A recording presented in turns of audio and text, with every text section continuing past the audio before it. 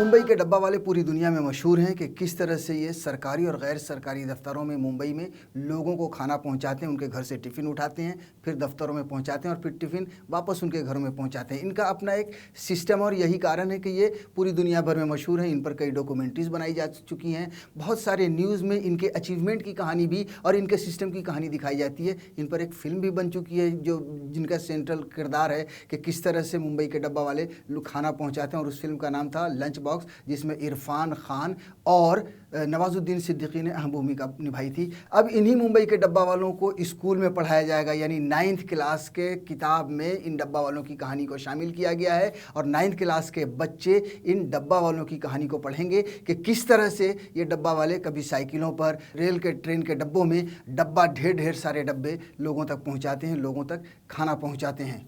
मुंबई के डब्बा वालों का थोड़ा सा इतिहास बताने से पहले हम आपको ये खबर थोड़ा सा विस्तार से बता देते हैं।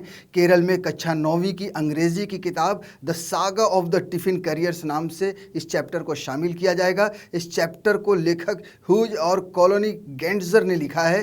केरल राज्य शैक्षिक अनुसंधान और प्रशिक्षण परिषद ने 2024 के लिए अपने अपडेटेड सिलेबस में डब्बा वालों की कहानी को शामिल किया है। इस अध्याय में बताया जाएगा कि मुंबई के डब्बा वाले की शुरुआत कैसे हुई। तो अपने आप में ये एक बड़ा अचीवमेंट है कि केरल के स्कूल में 9वीं क्लास के छात्रों को डब्बा वालों की कहानी बताई जाएगी। आपको बता दें कि ये 130 साल पुराना, करीब 130 साल पुराना बिजनेस है। 100 ग्राहकों के साथ इस सिस्टम को 1890 में शुरू किया गया था और जैसे जैसे मुंबई का शहर बढ़ता गया, लोग बढ़ते गए, वैसे वैसे इसकी संख्या बढ़ती गई।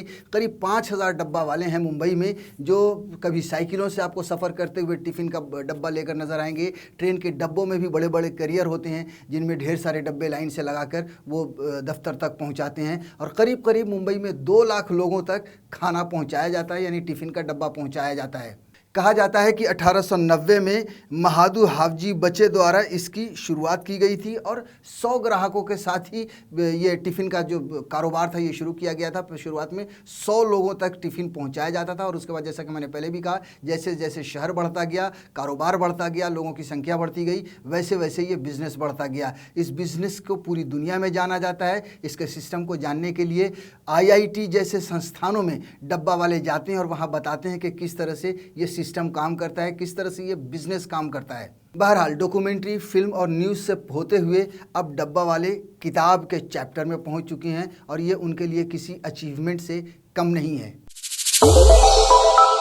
श्रेष्ठ भारत पर खबरों से जुड़े रहने के लिए चैनल को सब्सक्राइब और लाइक करें, बेल आइकन दबाएं और देखते रहें श्रेष्ठ भारत।